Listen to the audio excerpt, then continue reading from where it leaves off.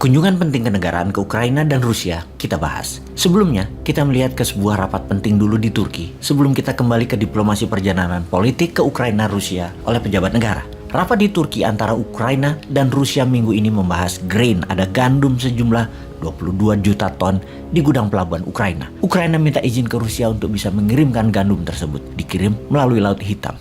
Setelah pertemuan tersebut, para delegasi kembali ke ibu kota masing-masing dan menurut pengamat militer, pastinya Rusia akan tetap ngeblok gandum tak boleh keluar Ukraina. Hal ini membuat runyam pemakan roti dan pemakan mie, terutama di wilayah Afrika dan Timur Tengah, karena makanan utama mereka dari Ukraina dan Rusia. Rusia menahan karena embargo dan sekalian aja ditahan. Kalau Ukraina, diblok Rusia kapalnya. Di Indonesia per tahun kebutuhannya adalah 11 juta ton gandum. Dengan harga gandum meningkat tajam di dunia, juga ketiadaan stok murah, meminta ke Ukraina dan Rusia adalah strategi yang tepat. Oh ya, asal jangan dibilang misi perdamaian. Jangan loh ya, misi dagang itu jauh lebih keren. Kita semua pasti setuju. Jika kita sudah memakan mie, artinya di Indonesia nih ya, kita sudah makan. Karena dulu kalau belum makan nasi, itu belum dinamakan sudah makan. 21% manusia Indonesia punya pilihan di mana mie adalah makanan selain nasi. Roti belum menjadi makanan utama karena roti adalah makanan 5%-an penduduk Indonesia. Sudah makan roti itu sama dengan sudah makan tuh kira-kira baru 5%-an manusia. Ya makan sandwich, sarapan dengan roti dan lain sebagainya. Mereka penggemar mie atau roti keduanya berbahan gandum, di mana Indonesia impor 11 juta ton gandum per tahun. Saat ini gandum terbatas dan mahal. Maka sebagai kepala negara melobi Ukraina yang memiliki 22 juta ton gandum di pelabuhan dan Rusia punya lebih 50 ton di gudang adalah misi mulia. Yang ini harus dijelaskan sekali lagi kepada masyarakat bahwa waktu kunjungan ke Ukraina lebih kunjungan misi perdagangan, misi gandum. Karena kalau tidak, selain harga gandum akan meningkat karena stok terbatas, lebih parah lagi, stok tidak ada. Maka yang sepertiga lebih manusia Indonesia penggemar mie dan roti itu akan kecarian. Bagi Bosman, yang jahat adalah misi itu dikatakan sebagai misi untuk oligarki. Bayangkan, presiden kita dikatakan kaki tangan oligarki, itu jahat. Mengapa mereka mengatakan seperti itu? Karena gandum tersebut kebutuhan bahan bakunya oligarki, buat pabriknya oligarki. Ini sungguh jahat mengatakan presiden kita bekerja untuk oligarki, menjadi pelobi gandum Rusia dan Ukraina. Ini tuduhan yang jahat sekali. Pemimpin kita itu bekerja untuk rakyat. Jadi, kalaupun ada diskusi tentang gandum, ya pasti untuk rakyat. Juga untuk rakyat Ukraina daripada mubazir barang di gudang. Jadi kita Indonesia ke Ukraina lebih dulu, baru kelunuan ke Mas Putin agar kepungannya dilonggarkan, agar gandumnya bisa lewat. Sementara Rusia juga ada gandum, namun Rusia lagi disanksi, lagi diembargo. Indonesia beranikah melanggar larangan bertransaksi dengan Rusia? Hal itu menjadi pertanyaan banyak pengamat. Mengapa Putin duduk mendekat? Karena Putin memastikan apakah Indonesia berani melawan hegemoni Barat seperti yang dilakukan oleh Tiongkok dan India dan mau bayar pakai rubel. Atau Indonesia beli gandum Ukraina, minta Rusia buka blokade. Siapa lu ya kira-kira? Demikian bolehkah Putin dalam hati berkata begitu? Ya boleh-boleh aja. Namun lebih elok dalam diplomasi, kita berani beli gandum Rusia, melawan hegemoni. Jadi kita lihat kemudian hari, apakah bisa kita dapat gandum Ukraina dan gandum Rusia tersebut.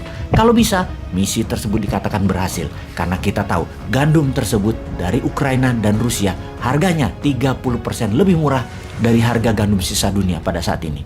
Kalau ternyata gandum tersebut tidak datang dari Ukraina atau dari Rusia, bukannya misi tersebut gagal, tetapi bersiap-siap harga mie instan naik 20%, harga roti-roti lainnya juga naik. Naik masih lebih mending kalau kosong atau nggak ada barang. Nah lu, kumaha eta? Lalu ada yang mengatakan misi tersebut misi perdamaian. Nah ini yang bikin kepala muter 7 keliling. Mendamaikan Rusia Ukraina. Apa alat tawar Indonesia ya? Ngomong apa kita sebagai penengah itu? Negara Turki ya, banyak dipakai sebagai tempat diskusi para juru damai dunia termasuk pertemuan Ukraina dan pihak Rusia. Karena Turki memang mitra Rusia. Turki adalah safe haven uang pejabat dan pengusaha Rusia. Dan juga Turki merupakan kaki Rusia di NATO. Semua orang tahu itu. Kalau Turki juga anggota NATO yang vokal. Sisi lain, Ukraina butuh dukungan Turki juga untuk diterima sebagai member NATO. Jadi, Turki punya banyak alat tawar. Indonesia di sisi lain mau menawarkan apa? Maunya Rusia adalah NATO stop ekspansi. Dan Rusia mengambil negara perbatasan itu sebagai buffer country ekspansinya NATO. Sisi Ukraina tetap mau jadi anggota NATO dan minta Rusia mundur balikin Crimea dan Donbas. Dua hal yang bagaimana mendamaikannya dengan penengah negara yang jauh kutubnya dan tidak ada saling ketergantungan yang strategis. Bicara damainya bagaimana?